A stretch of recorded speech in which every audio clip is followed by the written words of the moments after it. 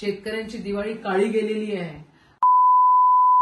तुम्हाला जर ह्या प्रकारे तुम्हाला जर आमचा अपमान करायचा असेल तर त्याला काय अर्थ उरतो का? तुम्हाला जर काय किराणा द्यायचा असेल, काय करायचं असेल तर शेतकऱ्यांच्या घरी जे त्यांचे पैसे दिलेले नाहीयेत ते द्या ना तुम्ही। हे काय लावलेलं आहे भानगडी? आणि हे भैया आणि हे भाभी अवकातीत राहायचं। मी काय पहिल्यांदा पडली नाही, आणि मी पडली, निवडून आली, नाही निवडून आली, मंत्री झाली, अजून काय झाली तरी माझ्या स्वभावात कधी फरक पडत नाही। मी माझे पक्ष बदलत नाही, मी सरड्यासारखे रंगही बदलत नाही।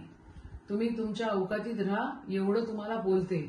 आणि परत पुन्हा कधी ही अशी भानगड जर केली तुम्ही तर तुम्हाला असं उत्तर देईन ना की मग याद राखा, अमरावती जिल्ह्यामध्ये भाऊसाहेब पंजाबराव देशमुखांचा हा जिल्हा आहे, राष्ट्रसंत तुकडोजी महाराजांचा हा जिल्हा आहे, हा गाडगेबाबांचा जिल्हा आहे।